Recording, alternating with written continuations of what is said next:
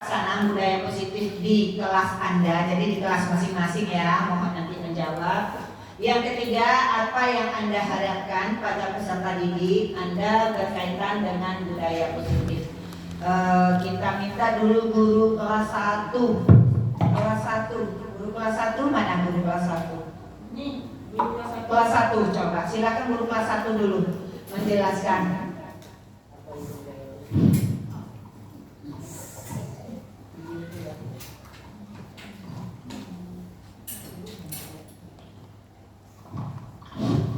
Assalamualaikum warahmatullahi wabarakatuh.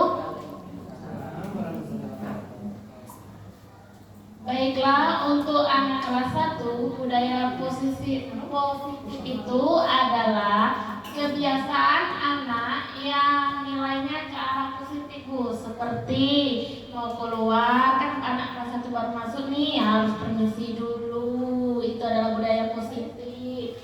Terus salam-salaman sebelum masuk ke kelas, dan banyak contoh yang lainnya lagi, Bu. Itu yang perlu diterapkan di dalam kelas. Demikian yang dapat saya sampaikan. Baik, terima kasih untuk kelas 1. Kita kasih aplaus dulu. Oke, iya. Berikut satu orang lagi kelas tinggi, kelas paling tinggi, kelas 6. Kelas 6. Tuh di sampingnya kelas 6. Oh, Bu, pas terserah. Kelas 6. Tolong mundur. Kelas 6. Apa yang Anda ketahui tentang budaya positif? Bagaimana pelaksanaan budaya positif di kelas Anda? Apa yang Anda harapkan pada peserta didik?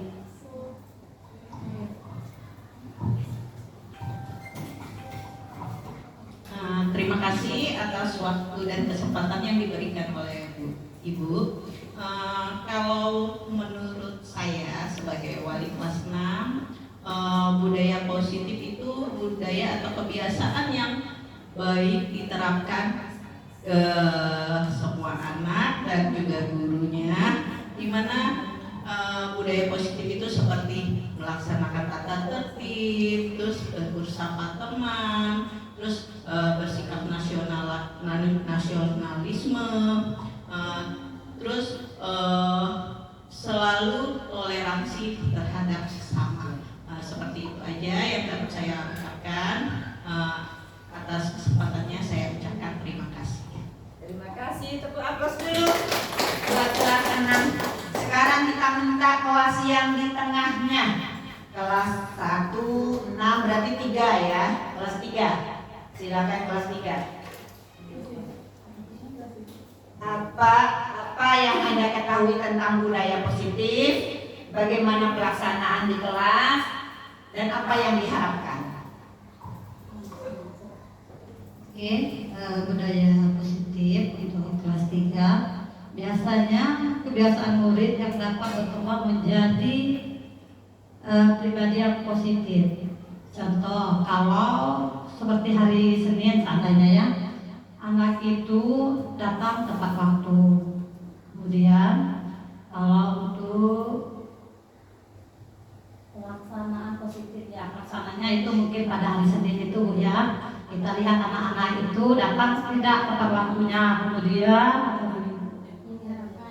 yang diharapkan guru supaya anak itu tetap disiplin. Mungkin itu saja Bu dari saya. Terima kasih.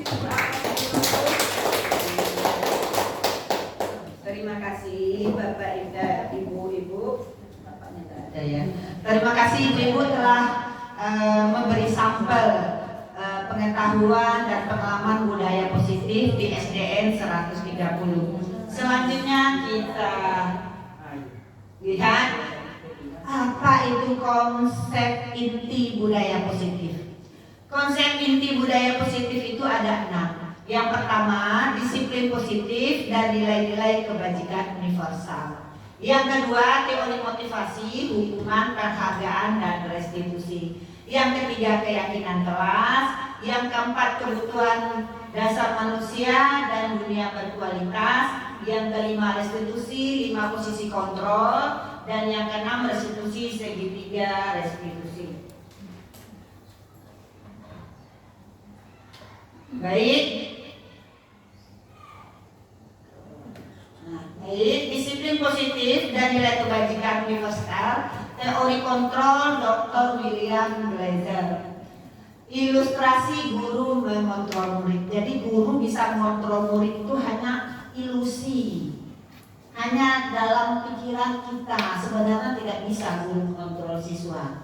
Kemudian ilusi bahwa semua penguatan positif efektif bermanfaat. Kita memuji, memanjakan, sebenarnya itu kita berharap bisa bermanfaat, itu juga ilusi, tidak ada realitasnya. Kemudian ilusi bahwa kritik membuat orang merasa bersalah dapat menguatkan karakter.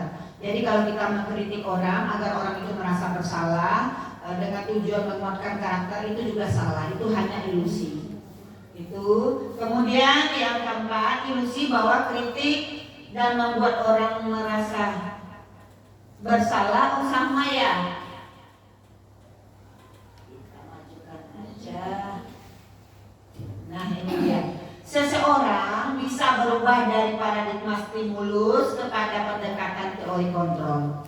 Nah, stimulus itu apa? Stimulus respon. Stimulus respon itu adalah satu realitas, kebutuhan kita sama. Jadi kita berpikir kebutuhan kita sama, itu kenyataan, itu tidak.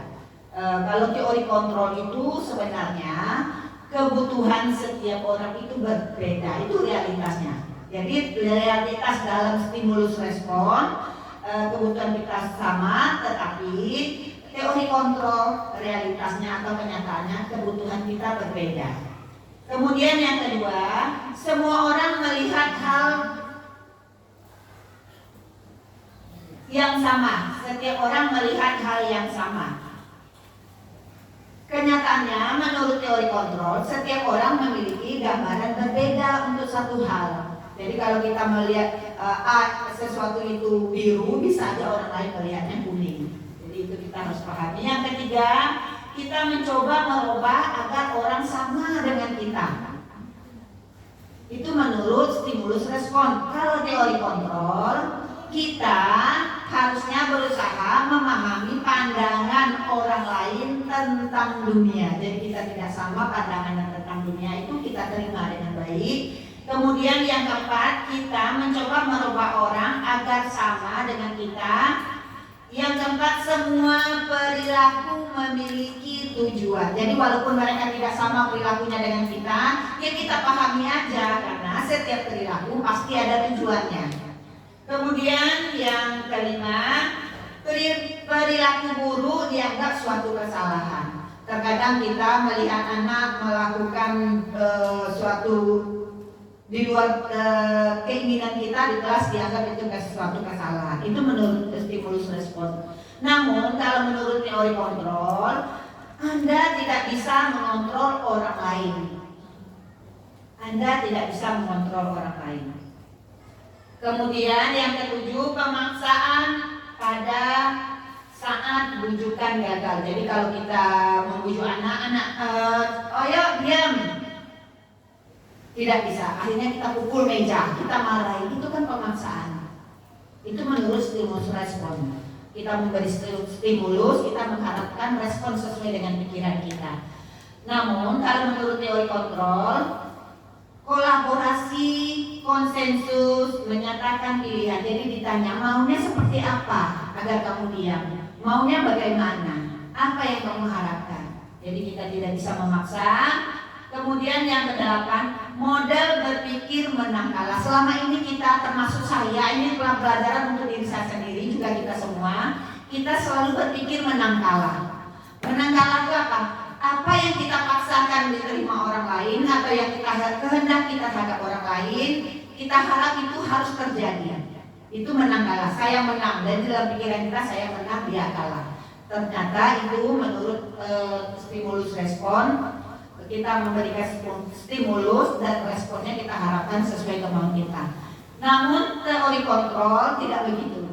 Modelnya berpikir menang-menang. Bagaimana supaya berpikir menang-menang?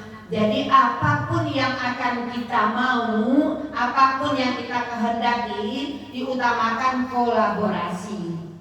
Kolaborasi. Bapak Ibu, Ibu-ibu, bapaknya dagang. Angga mana ya? Dia ke dinas. Nah, sekarang kita masuk makna disiplin. Makna disiplin itu apa sih? Selama ini kita tahunya disiplin datang pagi, datang tepat waktu, mengajar tepat waktu, semuanya sesuai yang kita atur. Itu namanya disiplin yang kita pahami selama ini. Namun sesungguhnya menurut Diana Gozen dalam bukunya Restructuring School Discipline 2001, Diana mengatakan bahwa arti dari kata disiplin berasal dari bahasa Latin disiplina yang artinya belajar. Jadi disiplin itu ternyata artinya belajar. Kata disiplin juga berasal dari akar kata yang sama dengan disiplin atau murid atau pengikut. Kemudian seseorang yang memiliki disiplin diri berarti mereka bisa, mereka bisa bertanggung jawab terhadap apa yang dilakukannya karena mereka berdasarkan tindakan mereka pada nilai-nilai kebajikan universal.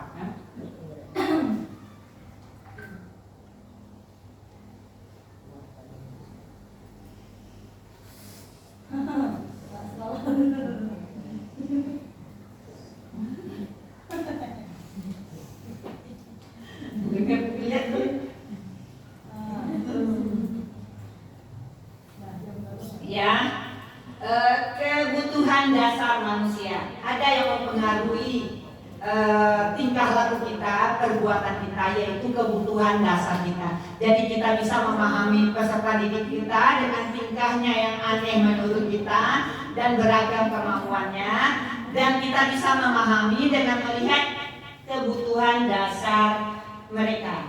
Yang pertama, apa kebutuhan dasar itu? Kita lihat. Yang pertama, anak itu memiliki atau kita sendiri memiliki 5 kebutuhan dasar. Yang pertama yaitu penguasaan. Jadi kita butuh penguasaan. Apa itu penguasaan?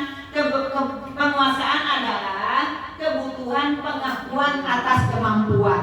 Jadi kalau tiba-tiba anak kita menjelaskan, anak tiba-tiba jawab atau menyalahkan kita, bukan berarti dia tidak disiplin atau tidak sopan. Dia hanya sedang memenuhi kebutuhannya, yaitu tentang penguasaan. Dia sedang ingin menunjukkan kemampuannya agar diakui bahwa dia bisa. Itu kebutuhannya, kita harus pahami itu.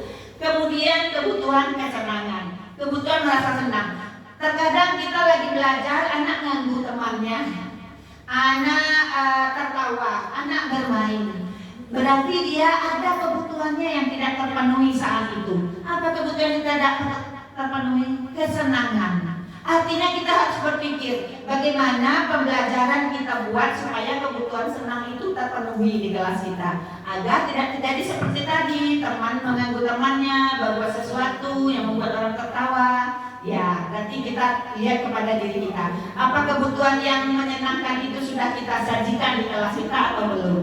Kemudian kebebasan, kebutuhan pilihan. Ada saat kita belajar, mengajar, anak kita keluar terus ke WC atau sembunyi atau diam atau tidur. Itu harus kita pikirkan apa yang terjadi. Dia bukan tidak sopan, bukan tidak disiplin, tapi dia sedang memenuhi kebutuhannya sebagai manusia. Apa kebutuhannya sebagai manusia yang tidak terpenuhi? Kebebasan. Apa itu kebebasan? Dia harus bisa memilih, dia bisa menentukan apa yang harus dia lakukan untuk hidupnya. Jadi sebagai guru kita harus tahu bagaimana kebutuhan-kebutuhan belajar setiap siswa agar kita terpenuhi dengan strategi yang kita tampilkan agar kebutuhan kebebasan juga terpenuhi. Jadi yang keempat yaitu kasih sayang dan rasa diterima. Nah, terkadang anak kita kan suka nyeleneh, suka ganggu temannya, suka ngobrol, suka tertawa. Bukan berarti anak kita tidak sopan atau tidak mengerjakan tugasnya, bukan berarti dia tidak mau atau malas, tapi dia sedang menunjukkan ada kebutuhan dirinya yang tidak terpenuhi. Kebutuhannya apa? Kebutuhan tentang kasih sayang. Dia butuh perhatian. Setelah diperhatikan baru dia ngerjakan. Mungkin di rumah dia kasih sayang orang tuanya kurang, diharap di sekolah Dan anak-anak yang butuh kasih sayang ini biasanya ciri-cirinya dia selalu bergerombol, bersosialisasi dengan cara MPO, mengambil perhatian orang lain. Berarti dia sedang menunjukkan bahwa dia memiliki kebutuhan yang belum terpenuhi, yaitu kebutuhan kasih sayang.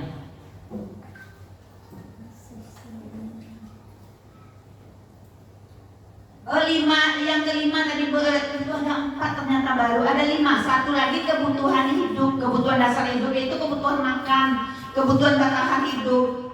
Anak di dalam kelas tiba-tiba dia makan, sop, orang lagi belajar makan. Tidak boleh begitu, Ibu. Kenapa? Karena dia sedang memenuhi kebutuhannya. Apa kebutuhan yang tidak terpenuhi? Kebutuhan hidup, perutnya mulai lapar. Biarkan saja mereka makan, tapi makanlah dengan sopan, ya. Jadi 5 kebutuhan itu yang membuat orang berperilaku seolah-olah tidak disiplin. Tapi itu tidak disiplin, itu hanya ilusi. Mereka sedang memenuhi kebutuhannya. Sama kayak kita juga terkadang kan tiba-tiba teriak, tiba-tiba marah, tiba-tiba gak suka, emosi. Sebenarnya bukan kita jahat, tidak ada manusia yang jahat, yang tidak sopan, yang tidak baik, semuanya baik. Tapi mereka sedang menunjukkan ada kebutuhan dirinya yang belum terpenuhi dari 5 kebutuhan tadi. Sekarang posisi kontrol kita sebagai guru. Kontrol kita sebagai guru ada motivasi. Motivasi itu guru itu berbuat. Bisa dengan kata-kata, bisa dengan perbuatan, bisa dengan gestur tubuh. Wow, bisa dengan gestur tubuh. Nah, itu guru berbuat. Motivasi itu guru berbuat. Kemudian ada motivasi itu ada 2. Ada motivasi eksternal, ada motivasi internal. Apa yang termasuk motivasi eksternal ini? Motivasi eksternal ini biasanya membuat anak itu gagal, atau kita manusia itu gagal. Jadi hasilnya menjadi manusia yang gagal. Apa itu? Perilaku kontrolnya negatif. Apa perilaku kontrol negatif itu? Penghukum, pembuat rasa bersalah. Apa itu penghukum? Anak salah tidak mengerjakan PR, tapi hukumannya cuci WC. Ada hubungannya? Tidak. Tidak. Itu namanya penghukum. Nggak ada hubungannya, nggak ada manfaatnya. Anak ribut di kelas, tapi suruh duduk di depan kelas, ada hubungannya? Tidak. Ribut itu artinya ada kebutuhannya yang tidak terpenuhi, jangan dipisahkan dia dari kelompoknya. Jadi itu penghukum, itu sifatnya negatif. Hasilnya nanti anak itu akan beridentitas gagal. Kemudian pembuat rasa bersalah. Pembuat rasa bersalah ini biasanya memunculkan rasa-rasa kecewa pada anak. Anak ibu ini dah capek ngajar dari pagi sampai sore, tapi tidak ada yang kamu dapat. Apalah yang kamu kerjakan? Itu ibu guru yang memiliki posisi mengontrol anaknya dengan membuat rasa bersalah. Jadi dia akan tanamkan ke jiwa anaknya bahwa kamu salah, saya orang yang salah, ya. Apa yang terjadi? Anak itu akan gagal. Kemudian perilaku kontrol itu sifatnya negatif. Kemudian kalau menghukum itu, guru berbuat apa kalau dalam menghukum? Kalau menghukum biasanya guru menghadik. Apa kamu ini bodoh amat? Nah, misalnya. Atau menunjuk, kamu. Nah, itu ya. Atau menyakiti. Ibu ambil, misalnya coplok. Nah, itu penghukum. Kemudian menyindir. Ya, sama lah seperti kita menyindir-nyindir. Ya, itu sebenarnya sifat penghukum. Anak-anak ibu, ayo yang sedang bicara, hargai temanmu yang sedang diam. Misalnya seperti itu ya. Itu menyindir, itu kan guru berbuat seperti itu berarti gurunya menggunakan posisi kontrol penghukum kepada siswanya. Kemudian guru yang berbuat seperti apa? Guru yang membuat rasa bersalah. Biasanya pernyataan, ungkapan rasa kecewa. Saya kecewa, nilai kamu ini rendah semua. Itu juga negatif sifatnya. Karena hasilnya nanti anak-anak juga akan gagal. Berikutnya bukan tambah baik, malah tambah jelek. Makanya anak kita kadang tidak maju-maju segitu terus. Karena kita, termasuk saya, biasanya lebih banyak menggunakan kontrol penghukum dan pembuat rasa bersalah. Apa kontrol yang satu lagi, yaitu motivasi internal. Motivasi internal ini menghasilkan anak memiliki identitas berhasil, anak-anak yang memiliki kemajuan, anak-anak yang mau berubah. Bagaimana caranya? Posisi kontrol ini termasuk posisi kontrol positif dan kontrol diri. Yang terbaiknya itu kontrol diri, kontrol yang ada dalam dirinya sendiri. Apa posisi kontrol positif? Teman dan pemantau. Teman itu seperti apa? Mungkin kita ingat Pak Wahyu ya, dia posisi kontrol teman. Jadi dia deket sama anak. Apa masalahnya? Anak ya seperti itu, tidak ada perlakuan-perlakuan yang kadang tidak ada batas antara guru dan siswa gitu ya. Kemudian apa yang dilakukan guru? Guru berbuat apa pada posisi teman ini? Guru selalu membela. Kamu nih, dia pun sudah baik. Jadi pembelaan-pembelaan yang dilakukan kepada siswa itu menunjukkan guru itu sedang melakukan posisi kontrol. Kemudian ada pemantau itu dia menghitung dan mengukur. Maksudnya apa? Nah ibu, ini kan sudah 30 menit. Ibu ngasih waktunya tadi 20 menit. Ini 30 menit sudah berhasil. Gimana? Belum selesai juga. Kemudian manajer. Manajer ini adalah kontrol diri, kontrol yang paling baik. Manajer ini menunjukkan pertanyaan-pertanyaan. Kalau anak berperilaku, apa yang kamu lakukan itu apa bermanfaatkah buat kamu? Bagaimana seharusnya kamu? Jadi dengan menanyakan pertanyaan-pertanyaan, dengan memberikan anak kesempatan untuk menjelaskan tentang apa yang dia lakukan. Kemudian selanjutnya, nah, nilai-nilai kebajikan dari 6 institusi organisasi. Apa itu nilai kebajikan? Menurut profil Pancasila ada 6. Ini sudah hafal kita: beriman, bertakwa, mandiri, bernegara, berkebinekaan global, gotong royong. Ada dari IBO.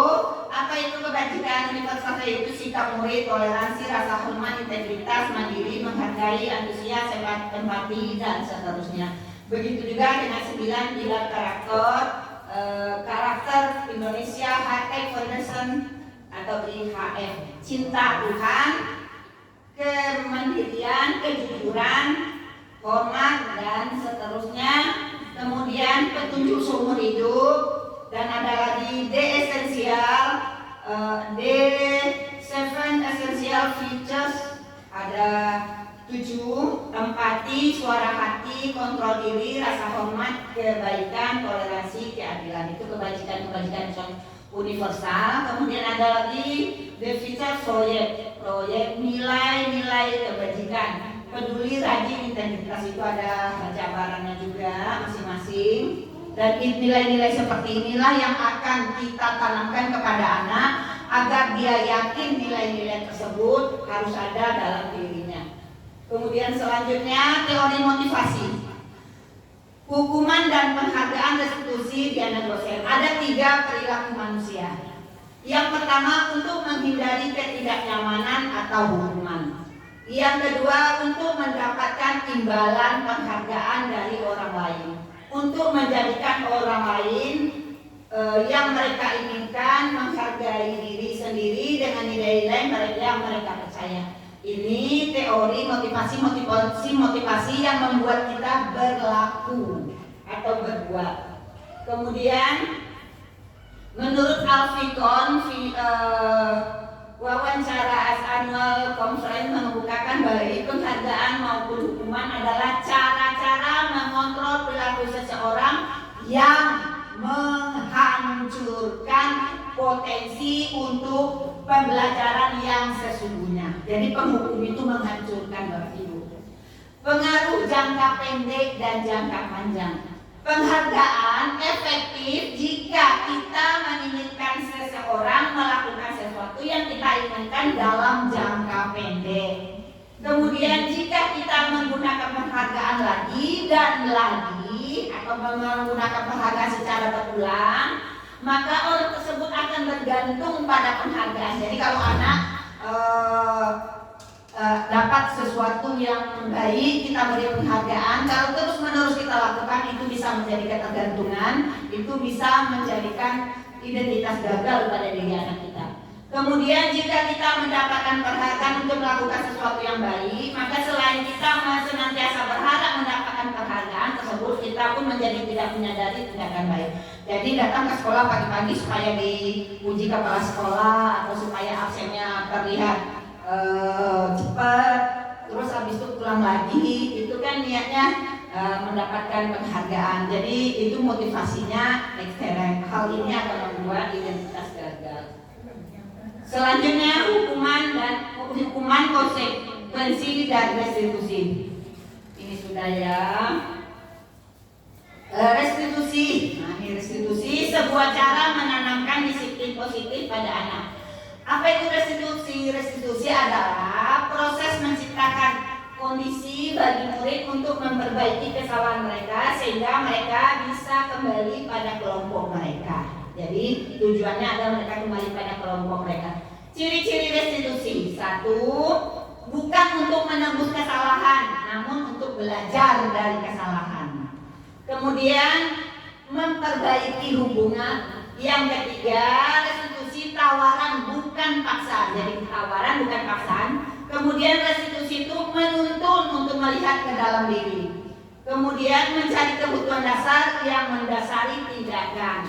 Kemudian cara yang paling baik adalah restitusi pada karakter bukan tindakan, menguatkan fokus pada solusi, mengembalikan murid yang berbuat salah pada kelompoknya. Kemudian kita lihat keyakinan kelas. Nah, dasar melaksanakan restitusi itu keyakinan kelas. Bagaimana cara membuat keyakinan kelas? Yang pertama, pembentukan keyakinan di sekolah atau di kelas ya. Keyakinan kelas bersifat lebih abstrak daripada peraturan yang lebih rinci dan konkret. Kemudian keyakinan kelas berupa pernyataan-pernyataan universal. Yang ketiga, pernyataan keyakinan kelas senantiasa dibuat dalam bentuk positif. Kemudian keyakinan kelas hendaknya tidak perlu banyak sehingga mudah diingat. Jadi cukup sedikit aja, mudah diingat. Kemudian semua warga kelas hendaknya berkontribusi. Jadi bukan hanya 1 atau 2 atau guru saja, tapi semuanya harus berkontribusi. Kemudian meninjau kembali. Jadi seharusnya ada revisi ulang atas keyakinan kelas yang telah dibuat. Prosedur pembuatan keyakinan kelas itu bagaimana? Yang pertama, curah pendapat dulu. Misalnya di kelas, setiap siswa curah pendapat apa yang mereka mau. Yang ketiga, mencatat semua masukan atau curah pendapat tersebut. Yang ketiga, baru disusun keyakinan kelasnya. Kemudian meninjau daftar curah pendapat, meninjau ulang keyakinan kelas, menyetujui keyakinan kelas, dan memajang keyakinan kelas. Ini contoh keyakinan kelas 5. Setiap contoh keyakinan kelas 1 ini sebenarnya ya, saya tulis itu kelas 5. Contoh keyakinan kelas 1 ini. Setiap anggota kelas perlu belajar. Setiap anggota kelas perlu senang. Setiap anggota kelas perlu saling menghargai. Setiap anggota kelas perlu merasa aman. Itu contoh keyakinan kelas 1. Kemudian restitusi 5 posisi kontrol. Jadi 5 posisi kontrol tadi yang telah dijelaskan di awal, yaitu penghukum, pembuat rasa bersalah, teman, pemantau, manajer. Terus restitusi segitiga restitusi. Apa pedoman kita melakukan restitusi ini adalah yaitu segitiga restitusi. Apa yang terdapat pada segitiga restitusi? Yang pertama, langkah pertama menstabilkan identitas. Jadi kalau anak tiba-tiba datang terlambat, lakukan langsung tanya, kenapa kamu terlambat? Tidak. Buat menstabilkan dulu dengan teori kontrol. Misalnya bisa dikatakan, anak-anak, ibu paham jika kamu terlambat pasti ada alasannya ya. Nah, itu caranya. Kemudian baru validasi data. Benar kamu sudah terlambat hari ini. Iya Bu, harusnya kita masuk jam berapa? Jam 9. Validasi data. Kemudian menanyakan keyakinan kelas yang mana yang kira-kira yang telah kamu lewatkan jika kamu datang terlambat. Nah, jadi dia memegang keyakinan kelas sendiri yang telah disepakati bersama. Nah, ini dia bentuknya segitiga restitusi. Menstabilkan identitas, contoh pertanyaannya, setiap orang pasti pernah melakukan kesalahan. Kamu bukan satu-satunya orang yang pernah melakukannya. Kemudian untuk validasi tindakan, kamu tentu punya alasan mengapa melakukan itu. Adakah cara lain lebih efektif untuk mendapatkan yang kamu butuhkan? Kemudian menanyakan keyakinan, apa saja keyakinan kelas yang telah kita sepakati? Kamu ingin menjadi orang seperti apa? Gitu ya. Itu contoh segitiga restitusi. Sepertinya sudah berakhir pada sesi pemahaman konsep budaya positif, konsep inti budaya positif. Ada yang cantik di situ ya. Thank you, sampai ketemu pada kegiatan berikutnya. Karena tadi kita memulainya juga sudah lewat waktu ya Bu Lim, jadi tidak apa diperpendek ya. Untuk selanjutnya akan disambung implementasi budaya positif oleh